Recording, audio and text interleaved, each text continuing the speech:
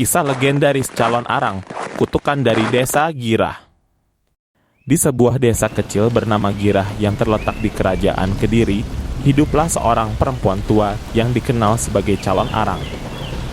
Ia terkenal bukan hanya karena ilmu hitamnya yang luar biasa, tetapi juga karena sifatnya yang penuh dendam terhadap masyarakat.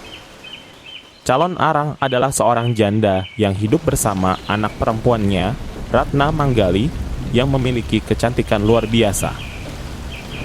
Meski Ratna Manggali cantik, ia tetap tidak ada yang berani melamarnya. Orang-orang takut kepada calon arang yang dikenal memiliki kekuatan untuk mengutuk siapa saja yang membuatnya marah. Kehidupan calon arang yang penuh kemarahan bermula dari rasa sakit hatinya kepada penduduk desa. Masyarakat Girah sering mengucilkannya karena calon arang dianggap aneh dan menyeramkan. Anak-anak dilarang bermain dekat rumahnya dan orang dewasa menjauh setiap kali mereka melihatnya. Rasa kesepian dan dendam itu memuncak ketika tidak ada satupun pria yang mau menikahi Ratna Manggali. Calon arang merasa bahwa penolakan masyarakat terhadap putrinya adalah penghinaan besar.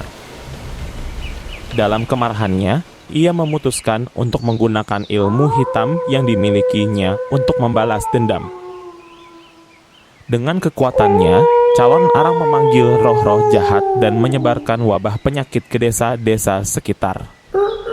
Dalam waktu singkat, banyak penduduk yang jatuh sakit dan meninggal.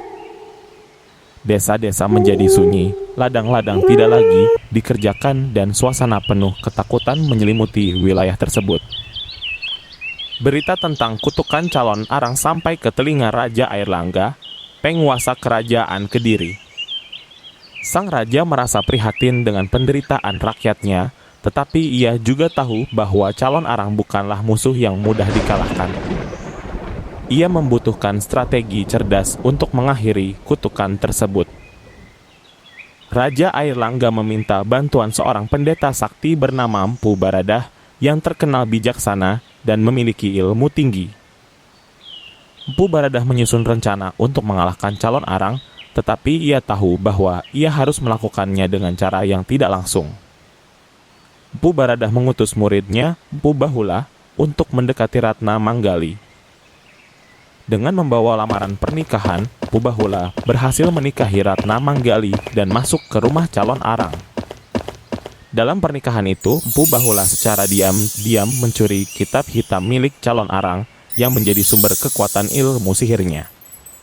Ketika calon arang mengetahui bahwa kitab hitamnya dicuri, ia menjadi sangat marah. Ia mengerahkan seluruh kekuatannya untuk melawan, tetapi tanpa kitab itu, sihirnya menjadi lemah. Dalam pertempuran terakhir, Mpu Baradah menggunakan kekuatannya untuk mengalahkan calon arang. Namun, sebelum membunuhnya, Mpu Baradah memberi calon arang kesempatan untuk bertobat. Sang penyihir tua akhirnya menyadari kesalahannya dan menerima ajalnya dengan damai. Dengan kematiannya, wabah penyakit yang menghantui desa-desa pun berakhir. Kisah calon arang bukan hanya cerita tentang ilmu, hitam, dan dendam, tetapi juga tentang bagaimana kebencian dan pengucilan sosial dapat menghancurkan kehidupan seseorang. Meski calon arang dipandang sebagai sosok jahat, banyak yang percaya bahwa ia menjadi seperti itu karena rasa sakit hati yang mendalam akibat penolakan masyarakat. Hingga kini, legenda calon arang masih diceritakan di banyak tempat di Jawa, menjadi pengingat akan pentingnya kasih sayang, toleransi, dan kehati-hatian terhadap kekuatan yang tak terlihat.